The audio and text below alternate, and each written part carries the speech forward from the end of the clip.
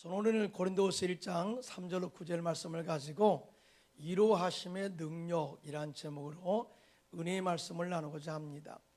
사람들에게는 위로가 참 많이 필요합니다. 지친 사람에게, 탈진된 사람에게는 하나님의 격려의 말씀과 위로로 회복되어지는 위로의 말씀이 필요하고요, 절망과 실망과 고난 가운데 있는 사람에게는 하나님 말씀으로 힘을 얻어 승리하는 위로의 말씀이 필요합니다.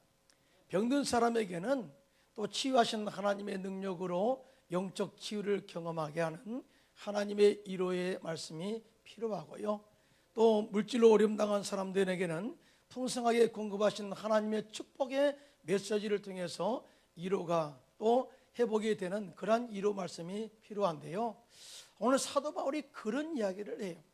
내가 많은 환난과 고난 가운데 많은 어려움이 있었지만은 그 가운데 내가 다시 일어서서 강력하게 복음을 전할 수 있었던 그 힘이 뭐냐? 바로 하나님의 위로였다라고 말씀하고 있어요. 위로가 하나님께 소망을 얻게 하고 위로가 주님을 의지하게 했고 그 위로로 말미암아 다시 일어서서 당당하게 예수 그리스도의 복음을 증거하게 했다라고 고백하고 있는데요, 이런 위로가 저와 여러분에게도 넘쳐나기를 예수님의 이름으로 축원합니다. 그러면 하나님은 어떤 사람을 위로할 거예요? 첫째로 하나님은 환난 중에 고난 중에 있는 사람을 찾아가셔서 위로하신다는 것을 우리가 알 수가 있는데, 믿으시면 아멘 하시기 바랍니다. 오늘 보면 고린도후서 1장 3절로 4절인데 함께 합독합니다. 시작. 찬송하리로다. 그는 우리 주 예수 그리스도의 하나님이시요 자비의 아버지시요 모든 위로의 하나님이시며 우리의 모든 환난 중에서 우리를 위로하사 우리로 하여금 하나님께 받은 위로로서 모든 환난 중에 있는 자를 능히 위로하게 하시는 이시로다라고 말씀하고 있어요. 살다 보면 사람들이 환난과 어려움들을 겪게 되는데, 환난은 고난을 동반합니다. 환난은 슬픔을 동반하기도 하고요, 환난은 어려움과 많은 힘을 빠지게 하는 것들을 동반하기도 합니다. 환난은 소망을 잃게 하기도 합니다. 사실은 사도 바울의 사역을 보면 환난과 고난의 연속이었다고 고백을 하고 있어요.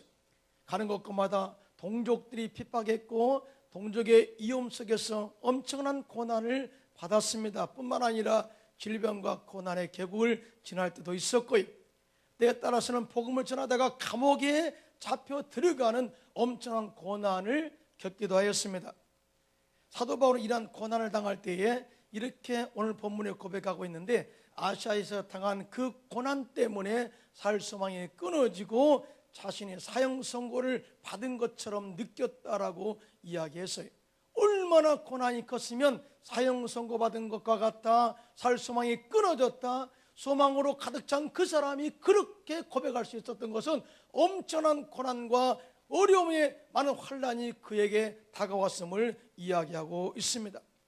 그런데 사도 바울이 넘어졌나요? 무너졌나요? 뒤로 물러갔나요? 그냥 실망하고 무너졌나요? 아니, 그 가운데서도 일어서서 당당하게 복음을 전했는데, 십자가의 도를 전했는데 자기 자신을 그렇게 하게 한 능력이 뭐냐? 바로 하나님의 위로였다고 말씀을 하고 있습니다.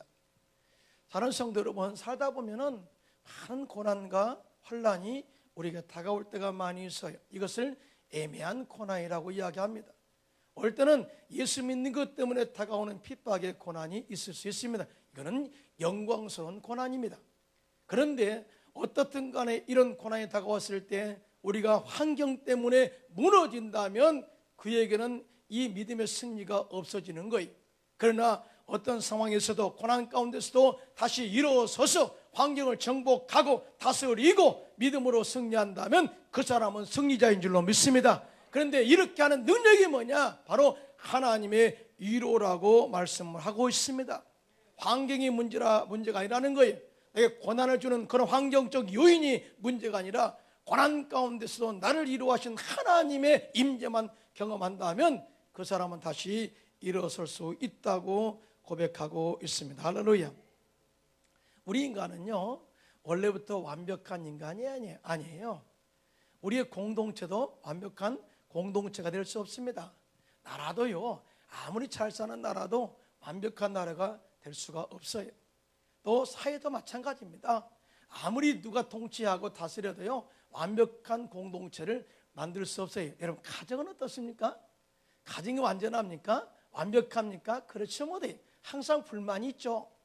뿐만 아니라 교회도 마찬가지입니다. 교회에는 어려운 사람들이 오는 것이고, 영적으로 병든 자가 와서 치료받는 것이고, 영적으로 회복하는 것이기 때문에 더더욱 교회는 이 완전한 것이 아님을 알 수가 있어요.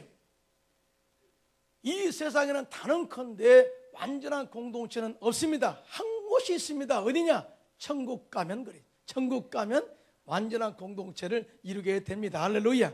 성령 안에서 이루어지는 거예요. 그러니까 우리 인간은 어디 가든지 고난과 환난과 어려움을 당할 수밖에 없는 존재임을 이야기하는 것이죠.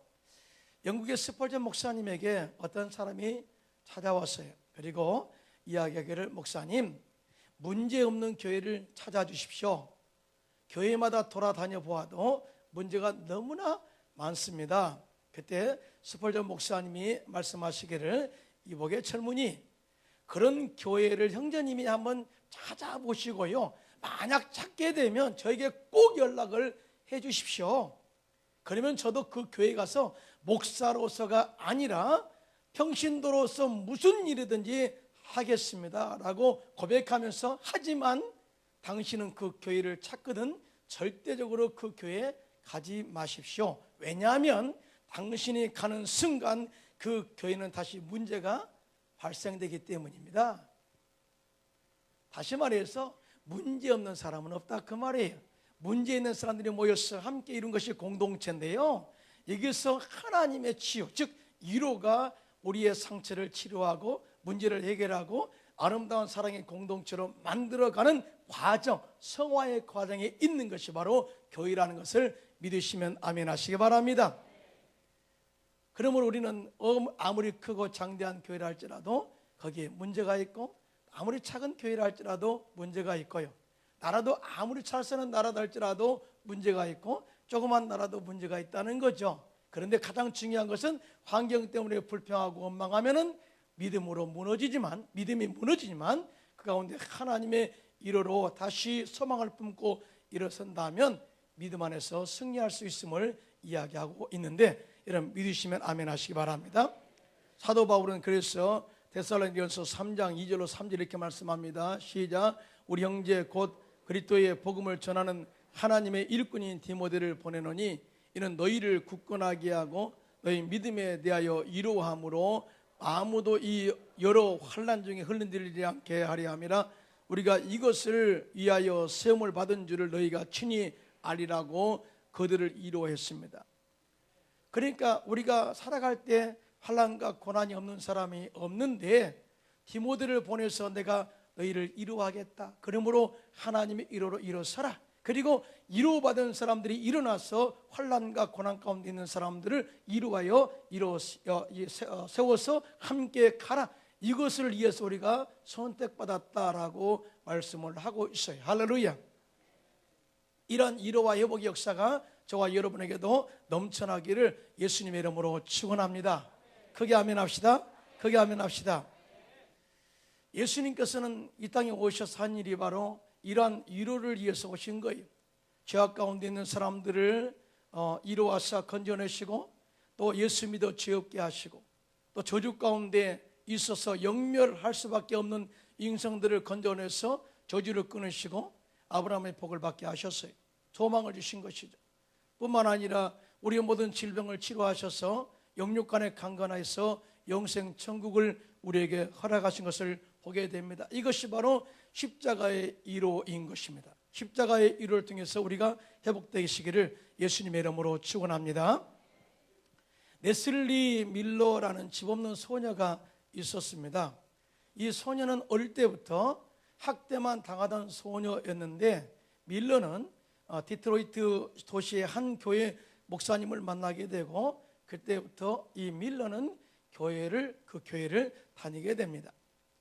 밀러가 교회를 다니기 시작하면서부터 여러 가지 물질적인 도움을 교회에서 받게 되고 신앙적인 도움도 받게 되었습니다. 그러나 습관인 이것을 버리지 못하고 다시 범죄하여서 감옥에 가기도 여러 번 했습니다. 그때마다 교회가 그를 도와서 새로운 삶을 살도록 인도해 주었고 이렇게 하기를 무려 10년이나 지나게 됩니다. 오늘 가끔 어떤 일이 일어나면 저 사람은 안 돼 라고 포기하는 경우가 있는데요, 이 교회에는 이 밀러를 이어서 10년 동안 그렇게 위로하고 격려하고 다시 회복하도록 도울 길을 찾아서 도왔다 그 말이죠. 그런데 더 큰 문제가 발생했습니다. 결혼도 하지 않는 밀러가 아이를 갖게 되었습니다. 목사님과 온 교우들은 큰 실망에 빠졌습니다. 밀러는 이런 상황에서 유산시키려고 마음을 먹고 목사님을 만나서 그 사실을 고백했습니다. 그때 목사님이 하는 말씀이 또 이런 말씀입니다. 다시 기도합시다. 그리고 이 큰 산을 함께 넘읍시다. 그러니까 목사님은 이 밀러가 고난당하고 어려움당하는 이 과정들을 한 사람의 실수로만 치부하지 않고 교회의 문제로 받아들여서 함께 이 문제를 해결하도록 기도하자고 외쳤습니다. 그때 성도들 또 함께 마음에 동참하게 되었고 밀러는 이 말에 큰 힘을 얻게 되었습니다. 그때부터 온 교회가 다시 함께 하나로 힘을 뭉쳐서 물질적으로 정신적으로 그를 돕기 시작했습니다. 밀러는 예쁜 딸을 낳았습니다. 그리고 다음과 같이 말했습니다. 교회는 한 망나니를 길들였습니다. 나에게 책임감이 무엇인가를 알려주었고요, 저희의 딸에게 내가 자랄 때 경험해 보지 못한 사랑이 무엇인가를 가르쳐 주었습니다. 여러분 감사합니다. 내가 새롭게 살겠습니다라고 고백했습니다. 목사님과 온 교회 성도들의 위로와 사랑이 타락으로 인하여 고난 가운데 있는 한 생명을 살린 것이죠. 그리고 그 사람을 통해 태어난 한 생명이 믿음의 대를 이어가도록 하나님의 위로와 사랑을 실천한 결과 그 가정이 주 앞에서 온전하게 서가는 것을 보게 됩니다. 이것이 바로 교회의 역할이라 그 말이죠. 교회라는 것은요, 한 생명, 한 영혼, 죽어가는 영혼을 살리는 이 초서임을 믿으시면 아멘 하시기 바랍니다. 크게 아멘 합시다. 교회는 영적으로, 내적으로, 외적으로 병든 자를 치료하는 영적인 병원이 바로 교회인데 믿으시면 아멘 하시기 바랍니다. 교회는 환난당하는 자, 고통당하는 자들에게 힘과 용기를 주어서 다시 일어서도록 하는 영적인 초소가 바로 교회예요. 교회는 슬픔과 고통당하는 자들에게 하나님과 사랑과 위로를 통해서 다시 일어나도록 힘과 능력을 주는 초소가 바로 교회입니다. 이것이 바로 교회의 역할이죠. 여러분 믿으시면 아멘 하시기 바랍니다. 그런데 여기에서 교회가 할 수 있는 일이 무엇이냐? 바로 하나님의 위로밖에 없다는 것을 알 수 있어요. 우리가 치료받는 것도 회복하는 것도 하나님의 위로가 필요하고요, 내가 하나님의 위로로 회복되었다면 이제는 하나님의 위로가 필요한 사람들을 찾아가셔서 그 사람을 위로함으로 일으켜 세우는 그런 축복의 통로가 되시기를 예수님의 이름으로 축원합니다. 이렇게 교회는 항상 좋은 이 위로의 말로 사람들을 세워가는 이런 공동체가 되면은요, 교회가 절로 부흥되고 성장할 수 있다는 것을 믿으시면 아멘 하시기 바랍니다. 많은 사람들이 인내하자, 또 우리가 소망을 품자 이렇게 이야기합니다. 그런데 그 출발이 바로 위로라는 사실을 알 수가 있어요. 로마서 5장 3절로 4절입니다. 시작. 다만 이뿐 아니라 우리가 환난 중에도 즐거워하나니 이는 환난은 인내를, 인내는 연단을, 연단은 소망을 이룰 줄 아미로라 라고 말씀하고 있습니다. 점진적으로 위로가 결국 소망을 이끌어낸다는 것을 가르쳐주고 있죠. 살다 보면 많은 고난과 환난이 우리에게 다가올 때가 참 많아요. 예기치 않은 그런 고난이 올 때도 있고요, 문제가 우리에게 다가올 때도 있고요. 그럴 때마다 절대 환경 때문에 불평하고 원망하고 삶을 포기하지 마시고요, 하나님의 위로로 다시 일어서기를 예수님의 이름으로 축원합니다. 그리고 어려움 당한 사람들을 찾아가셔서 하나님의 말씀으로 위로해서 그 사람들을 세움으로 말미암아 함께 하나님의 축복의 길로 가는 축복의 통로가 되시기를 예수님의 이름으로 축원합니다. 두 번째, 하나님의 이로에는 어떤 능력과 영향력이 있을까요? 제가 오늘 이 말씀을 준비하면서 제목은 이로하심의 능력이에요.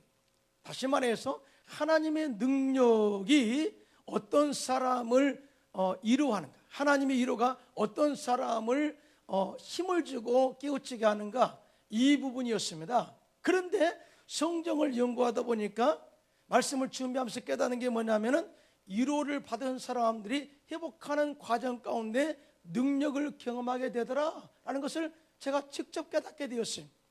그 첫 번째가 뭐냐?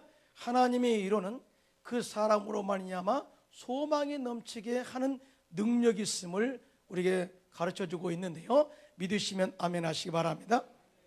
사람이 소망이 없으면 그때부터 그 사람은 살고 있지만 그 사람은 미래가 희망이 없고 미래가 없습니다. 아무리 힘들어도 그 마음속에 소망이 있다면, 기대가 있다면, 희망이 있다면 미래는 반드시 그 소원대로, 소망대로 이루어질 줄로 믿습니다. 사도 바울이 오늘 본문에 그런 이야기를 해요. 우리 한번 고린도서 1장 7절로 9절입니다. 시작. 너희를 위한 우리의 소망의 견고함은 너희가 고난에 참여하는 자가 된 것 같이 이로에도 그러할 줄을 알미라. 형제들아, 우리가 아시아에서 당한 환난을 너희가 모르기를 원하지 아니하노니 힘에 겹도록 심한 고난을 당하여 살 소망까지 끊어지고 우리는 우리 자신이 사형 선고를 받은 줄 알았으니 이는 우리로 자기를 의지하지 말고 오직 죽은 자를 다시 살리시는 하나님만 의지하게 하심이라. 이렇게 말씀하고 있는데 여러분 믿으시면 아멘 하시기 바랍니다. 오늘 사도 바울이 우리에게 말씀한 메시지는 이것입니다. 너희들이 이걸 알아야 된다. 사도 바울이 사역할 때 항상 소망만 가지고 산 건 아니다. 어려움과 고난 가운데 살았는데 네가 생각한 것처럼 고난이 쓸쓸한 고난이 아니라 살 소망이 끊어져 버리고 사형 선고를 받을 것처럼 엄청난 고난이 나에게 엄습해 와서 이것을 너희들이 알기를 원한다 라고 이야기했어요. 사도 바울이니까 고난이 없는 것이 아니라 오히려 예수님 때문에 고난을 너무나 많이 받았다, 살 소망이 끊어졌다, 칠흑 같은 어둠의 계곡을 지나게 되었다, 사형 선고를 받았다, 이 말은 하나님께 버림받아 이제 끝이야 라고 사형 선고를 받은 것처럼 느껴졌다라고 이야기하고 있어요. 그런데 그 어둠 캄캄한 밤 가운데서 한 줄기의 소망의 빛이 누르더라는 거예요. 그게 뭐냐? 바로 하나님의 이로였다라고 고백하고 있습니다. 할렐루야. 하나님의 이로는요, 캄캄한 밤의 빛과 같은 거예요. 이걸 소망이라고. 소망. 캄캄한 밤 가운데 빛이 하나 들어오면 그것이 길이구나 라고 깨닫게 되죠. 동굴에 가더라도 어디를 먼저 찾느냐? 빛이 들어온 것을 찾습니다. 그것이 통로가 되니까요. 살다 보면은 칠흑 같은 어두운 밤이 우리 가운데 올 때가 참 많아요. 또 영적으로 강한 사람이다 할지라도 이런 탈진과 고난과 환난이 우리 가운데 다가올 때가 얼마나 많은지 모릅니다. 그럴 때 그가 힘을 얻어 다시 승리하는 삶을 살 수 있었던 비결은 바로 하나님의 위로를 통한 소망이었다고 이야기하고 있는데요, 이러한 소망이 저와 여러분에게도 넘쳐나기를 예수님의 이름으로 축원합니다. 축원합니다. 여러분, 엘리야 선지자 그러면 기도의 능력의 사람, 이렇게 우리가 알 수가 있어요. 성경에 보니까 야고보서에 보면은요, 엘리야의 기도에 대해서 이렇게 말합니다. 엘리야는 우리와 성정이 같은 사람이로되 그가 비가 오지 않기를 간절히 기도한 즉 하나님께서 3년 6개월 동안 땅에 비를 내리지 않았고 다시 그가 간절히 기도한 즉 하나님께서 땅에 비를 주어서 열매를 맺게 하였다. 이렇게 정확하게 엘리야의 기도의 영성에 대해서 이야기를 하고 있어요. 그런데 엘리야의 기도의 최고의 능력은 갈멜산에서 이 바알 선지자와 아세라 선지자의 영적 대결에서 극치를 보이고 있습니다. 당시에 아합 왕은 이세벨을 아내로 받아들여서 유다 땅을 통치하고 있었는데, 이세벨은 그가 섬기는 바알 선지자들을 세워서 이 왕궁의 안팎으로 바알 선지자 450명, 아세라 선지자 400명을 세워서 우상을 섬기도록 그렇게 이끌어 갔습니다. 하나님을 섬기는 나라에서 우상을 섬기니까 엘리야 선지자가 내 마음이 너무 아픈 거예요. 그래서 어쩌든지 바알 선지자를 몰아내고 하나님의 신앙을 백성들에게 올바로 심어주기 위해서 하나님만이 영원한 통치자요 만왕의 왕이시고 우리의 하나님 것을 선포하기 위해서 영적 대결을 선포합니다. 바알 선지자 450명, 아세라 선지자 다 갈멜산으로 올라와 누가 참 하나님인가를 대결, 누가 믿는 하나님이 진짜 하나님인가를, 진짜 신인가를 우리가 한번 대결해보자. 그 대결의 방법은 간단했습니다. 갈멜산 꼭대기에 제단을 쌓고 그 위에 제물을 올려놓고 네가 섬기는 바알신에게 기도해서 불로 그 제물을 태우면 네가 섬기는 바알신이 참 하나님이고, 만약에 내가 섬기는 하나님께서 기도해서 그 하나님이 불로 그 제물을 태우게 되면 내가 믿는 하나님이 진짜 하나님인 것을 대결해보자. 그래서 850명과 1명의 대결이, 기도의 대결이 시작됩니다. 먼저 바알 선지자가 아무리 기도했지만은 불로 응답이 없었습니다. 엘리야가 조롱합니다. 혹여 내 신이 낮잠 자는가 보라. 더 크게 소리 질러서 깨워봐라. 혹시 너희 신이 산책을 했는지 모르겠다. 돌아오도록 크게 소리 질러봐라. 아무리 소리 지르고 자기 몸을 상하고 아무리 해도 불로 응답이 없었습니다. 밤에 저녁이 되어서 소재 드릴 때에 엘리야가 하나님께 나가서 제단에 제물 올려놓고 기도합니다. 야의 하나님이여 내게 응답하소서, 내게 응답하소서. 간절히 기도할 때 위로부터 하나님의 불이 내리셔서 번제물과 나무와 돌과 흙을 태우고 또 도랑의 물을 핥았더라. 이렇게 증언하고 있습니다. 할렐루야. 엘리야의 하나님, 영원하신 하나님이 대승리를 거두게 하신 것이죠. 그때 엘리야와 이스라엘 백성들이 바알 선지자들을 기손 시내가에 데리고 가서 850명을 다 목을 쳐서 죽이고 영적 대승리를 거두게 되었습니다. 얼마나 영적인 대승리가 강했겠어요. 그런데 그 이후에 문제가 발생합니다.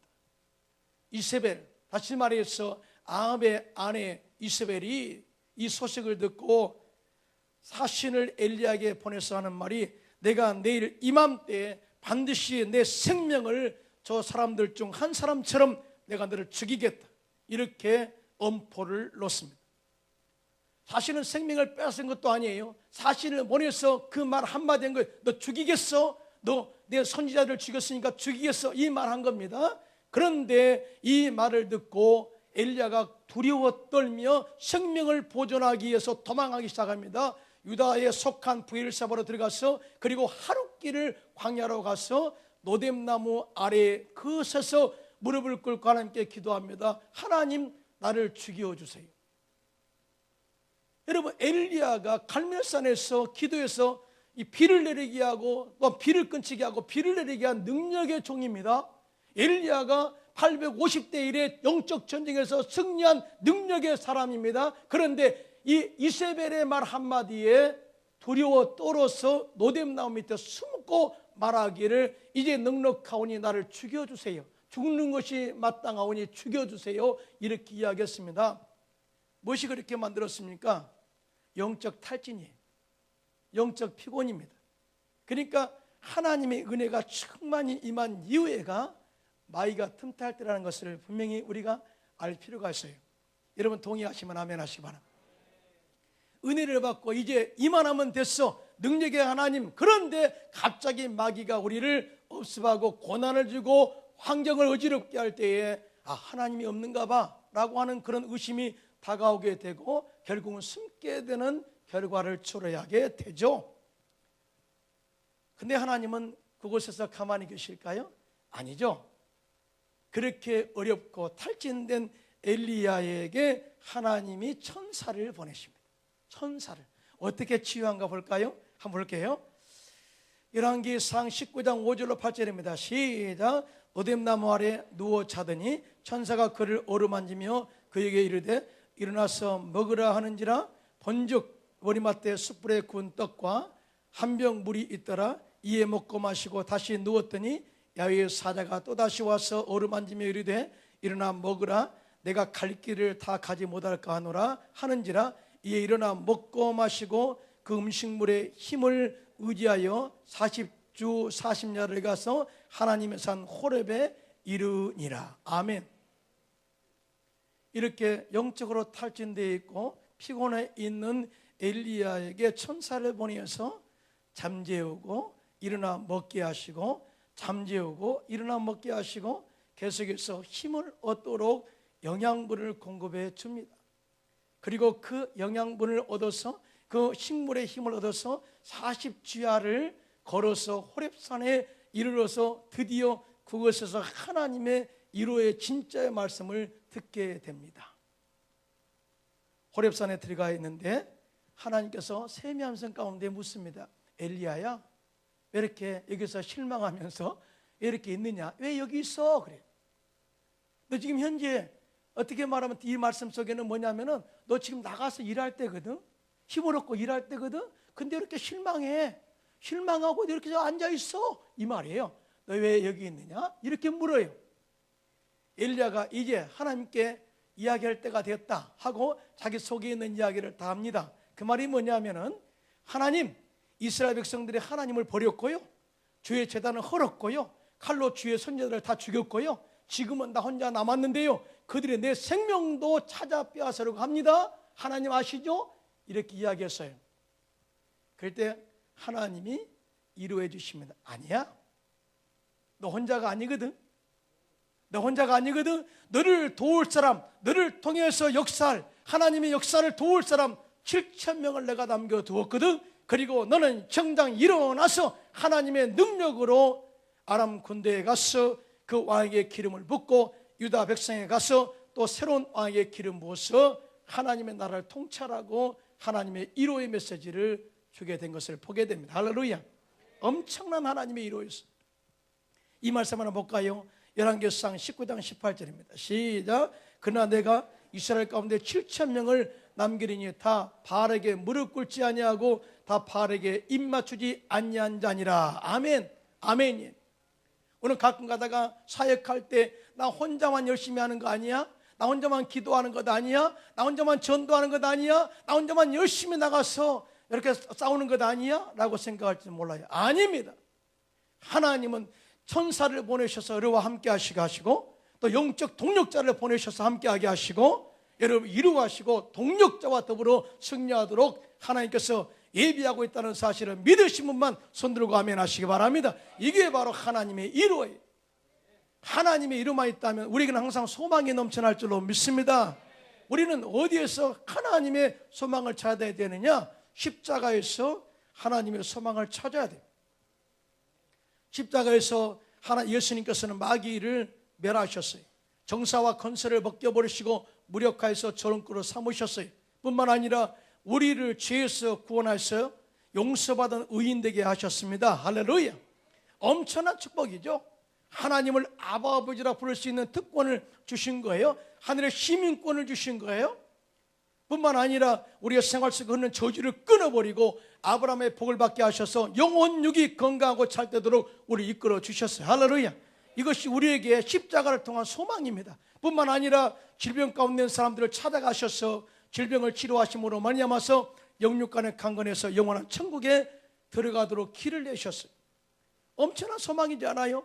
그 길을 시온의 대로라고 말합니다. 그 길을 영광의 길이라고 말합니다. 축복의 길이라고 말합니다. 그 길이 우리의 소망이 되시기를 예수님의 이름으로 축원합니다. 로마서 15장 4절 6절입니다. 시작. 무엇이든지 전에 기록한 바는 우리의 교훈을 위하여 기록된 것이니 우리로 하여금 인내로 또는 성경의 이로로 소망을 가지게 함이니라. 이제 인내와 이로의 하나님의 너희로 그리스도 예수를 본받아 서로 뜻이 같게 하여 주사 한 마음과 한 입으로 하나님 곧 우리 주 예수 그리스도의 아버지께 영광을 돌리게 하려 하노라. 아멘.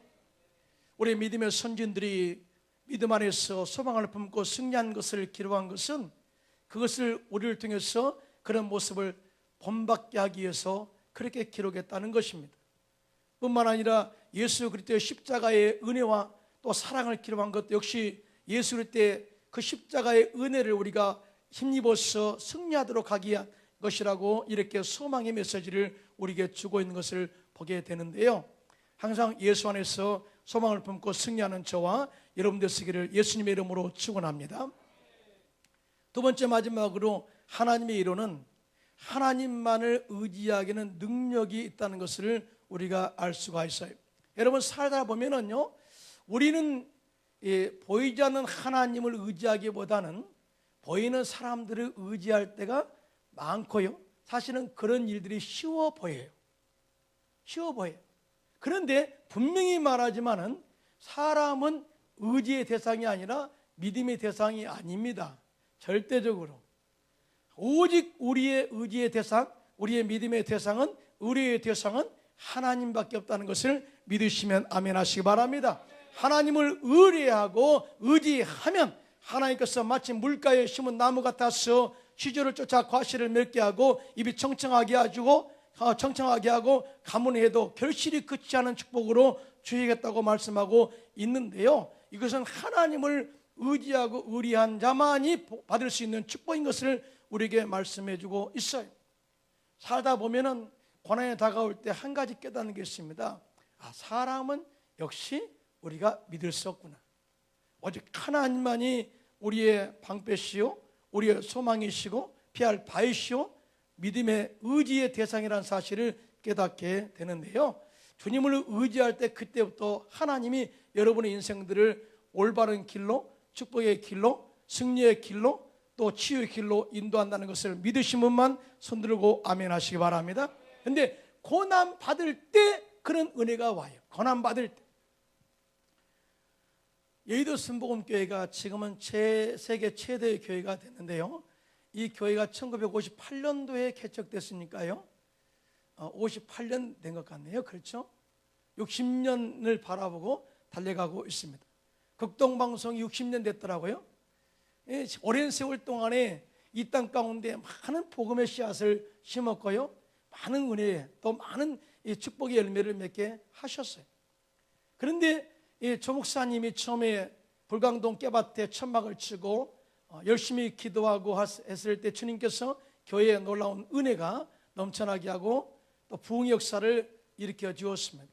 그리고 부흥되니까 서대문으로 나와서 서대문 사거리에 교회를 개척하고 그곳에 엄청난 부흥을 경험하게 되는데 3,000명까지는 어떻게 하든지 모았다고 합니다. 열심히 하니까 3,000명까지는 모을 수 있겠더라, 이 말씀을 해요. 이분 이제 목사님이 CGI 이렇게 전 세계의 처치 그로스 인터내셔널 교회 성장 세미나 때마다 이 간증을 꼭 하세요. 왜 이 간증을 하시냐면은 많은 사람들이 80만 성도, 70만 성도, 그러니까 처음부터 그렇게 했다고 그렇게 70만 성도가 있는 걸로 착각하고요. 그 다음에 또 하나, 이 모든 교회의 부흥을 목사님이 이루었다고 생각하는 것을 목사님이 깨기 위해서 이건 내가 한 것이 아니다라고 이 말씀을 하기 위해서 꼭 간증을 하세요. 3,000명까지는 내가 정말 모아봤다. 3,000명까지는 정말 열심히 해서 모았는데 3,000명이 한계더라. 그럴 때부터 부흥이 안 되고, 그럴 때부터 교회가 힘이 잃어가고 도저히 어떻게 해야 될지 모르는 고난 가운데 있을 때 하나님께 기도했습니다.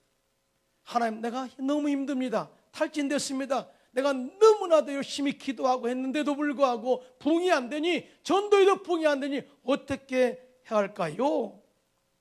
그때 하나님께서 말씀으로 위로의 메시지를 주십니다. 시편 37편 5절 6절입니다. 시작. 내 길을 야곱께 맡기라. 그를 의지하면 그가 이루시고 내 일을 빛같이 나타내시며 내 공의를 정오의 빛같이 하시리로다. 할렐루야. 목사님이 이렇게 말합니다. 이제 지금까지 네가 열심히 해왔는데 이제는 나한테 맡겨라. 나를 의지해라. 이 말씀을 믿고 의지해라. 그러면 이제부터 내가 내 교회를 부흥하도록 해주겠다. 이 말씀을 받은 거예요. 그때부터 소망을 품고 이 말씀에 이로 삼아서 소망을 품고 기도에 오직 전념했고요, 오직 성령 충만에 전념했고요, 전도에 전념했더니 하나님께서 교회를 부흥케 하셨고 서대문에서 여의도로 옮기게 하셨고 지금은 80만 성도로 성장하도록 하셨다. 즉 하나님이 하셨어요 라고 간증한 것을 들었습니다. 하나님은 살아계십니다. 크게 아멘 합시다. 어제나 오늘나 영원토록 동일하십니다. 지금도 우리의 삶 가운데 오셔서 우리를 위로하시고 회복하시기를 원하고 있다는 사실이죠. 이와 같이 하나님은 하나님의 위로의 말씀을 전적으로 신뢰하고 하나님을 의지하고 맡기는 자에게 풍성한 열매와 축복을 맺게 하신다는 것을 우리가 알 수가 있습니다. 시편 37편 3절로 4절입니다. 시작. 야훼를 의리하고 선을 행하라. 땅에 머무는 동안 그의 성실을 먹을 거로 삼을지어다. 또 야훼를 기뻐하라. 그가 내 마음의 소원을 내게 이루어 주시리로다. 아멘. 여러분 참 피곤하죠? 예, 많이 피곤해. 저도 선교 지난주에 선교 갔는데요. 필리핀 되게 덥더라고요. 그냥 밖에 나가면 햇빛이 쫙 쬐고요. 얼굴이 안 타고 싶어도 타고요. 그다음에 뭐 아무리 잠을 잘 자려고 해도요. 그냥 있잖아요. 더우니까 잠도 제대로 안 오고 얼마나 피곤한지 몰라요. 또 우리가 살다 보면 실수 많이 하잖아요. 또 고난 많이 받잖아요. 그럴 때 우리는 생각할 때 가르치려고부터 생각을 해요. 이렇게 해서 이렇게 해라. 이렇게 해서 저렇게 해라.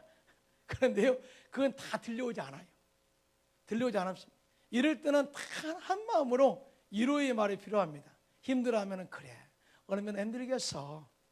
하나님이 함께 하시니까 힘내. 이 위로가 필요하지. 네가 이거 잘못해서 그랬어. 건강에 간이 잘못해서 그랬어. 이렇게 우리가 가르치려고 해서는 안 된다는 거죠. 지금은 위로가 필요할 때입니다. 남편에게도 위로가 필요합니다. 아멘을 안 하시네요. 아내에게도 위로가 필요합니다. 예, 자녀에게도 위로가 필요하고요. 예, 우리 부모님에게도 위로가 필요해요. 우리 직장 동료에게도 위로가 필요하고요. 우리 또 교회, 우리 동력자에게도 위로가 필요하고요. 우리 성도에게도 위로가 필요하죠. 그런데 위로는 내가 받은 사람만이 할 수 있어요. 사랑을 받아본 사람만이 사랑할 수 있듯이 오늘 밀러가 하나님의 사랑을 받고 이제는 나도 새롭게 인생을 살겠다고 우리 자녀에게 이 사랑을 가르쳐 주어서 고맙다고 한 것처럼 이 교회가 이제는 위로할 때입니다. 할렐루야. 가정에서 위로의 말로 가정을 살리십시오. 아멘. 직장에서 위로의 말로 직장을 살리십시오.